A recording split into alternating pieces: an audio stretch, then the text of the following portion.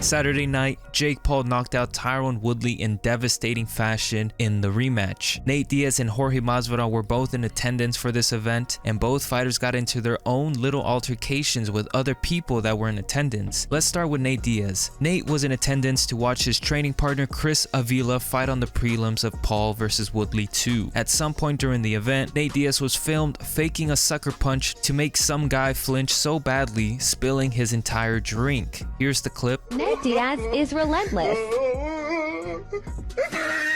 That's 2 for flinching.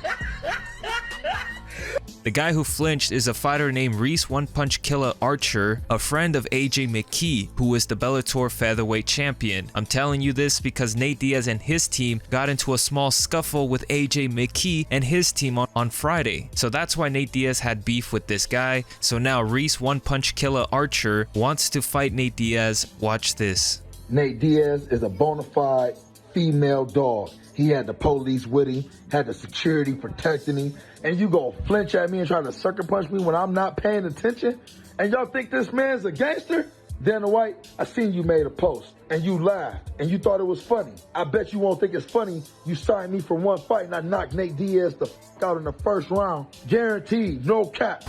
Moving on to Jorge Masvidal. At some point during the event, a fan thought it would be a good idea to push Masvidal from behind. Obviously, Jorge was pissed off, and here's the footage. Masvidal tried to fight me.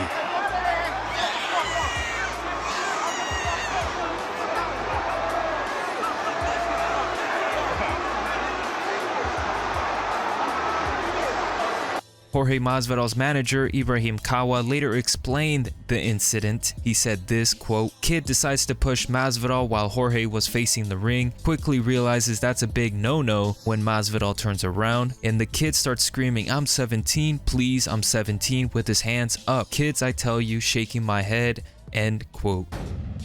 Chael Sonnen was detained by police after an altercation at a hotel in Las Vegas on Saturday night. According to TMZ, Chael was detained but not arrested because the cops didn't personally witness the alleged incident. Sonnen was given 5 misdemeanor battery citations. Police are still investigating, so that number could change. An eyewitness says she saw Sonnen banging on the door of a hotel room at around 7 p.m. Saturday night. The witness says she saw a couple walk by and then things got heated between Sonnen and a man. Chael easily bested the man according to the witness. The woman who was with the man started screaming and cops were called. Chael was then recorded being escorted out in handcuffs. John Jones, who's had his fair share of run-ins with the police, couldn't wait to get back at Chael Sonnen after being criticized by him for years now. Jones tweeted this, quote, Chael Sonnen, I'm not gonna sit here and celebrate you getting battery charges against a female last night. That would make me like you, and I'm nothing like you. Instead, I will wish your family well.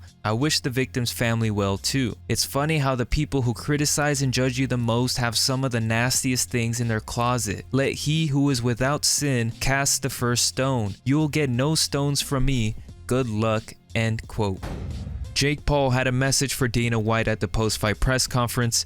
Jake told Dana he just embarrassed his whole company by knocking out a 5-time UFC champion. I just knocked out a 5-time UFC champion and embarrassed your whole company. And please let me get Kamaru Usman. Please let me get Diaz. Please let me get Masvidal. Please let me get McGregor, because I'm going to embarrass them too. I promise you that, Dana.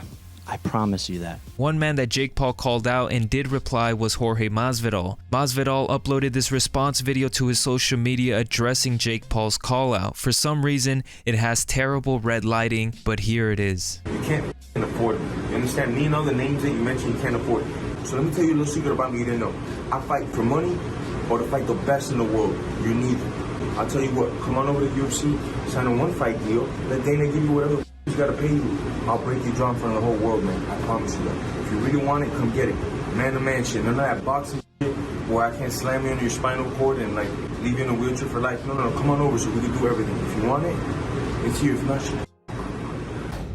Tyron Woodley spoke about his knockout loss to Jake Paul at the post-fight press conference. Woodley tells everybody to not look at him with sad eyes, that he's not done, and tells people to put some respect on Jake Paul's skills as a boxer. Here's what Woodley said. I told you guys I was in shape. I told you I was ready to fight. I told you I was coming, and I told you I would look in better shape than he was. And, you know, I did that tonight. So I went back and I looked at it, and I'm like, why the did I drop my hand? I had both hands up. I was ready. I knew it was coming. I was ready to block. I don't know if he delayed it. Even if he didn't delay, I don't know why I dropped my hand. And in this sport, it only takes one mistake. And I'm not done. Please do not look at me with sorrow eyes. Please do not look at me like shaking your head. I done f***ed a lot of people up. At some point, we're gonna have to start putting a little respect on Jake's name. I never really disrespect him as a power puncher. That's something we always knew. That's why my defense was so tight. Had he dropped his hand on me, the same shit would have happened. Derrick Lewis defeated Chris Daukaus via knockout first round on Saturday night. Lewis broke the record for most knockouts in UFC history with 13 knockouts. In the post-fight press conference, Derrick Lewis breaks down the finish of this fight. He kept going in and out. And I was like, damn, okay. Let me try to get the trip and I could finish him on top. Because I noticed he kept going in and out every time I hit him. His body get limp. Then he wake back up and he limp. I said, let me try to take him down, then see if I can finish him that way. I noticed once I got the clinch, it was real easy for me to get the clinch. And I thought maybe that he was already out of it, but then he came back and hit me with like the 1-2, like over the top, hook right. And I was like, okay, let him go there, see if I can finish him like this. A special feeling tonight knowing you got that record? That was for Rodney King. You know, I'm fighting a police officer, man. Come on, man. That's the only time you get a chance to punch a police officer in the mouth and get away with it, and then you get up and shake your hand. Shit, that's a great feeling, man. Great feeling.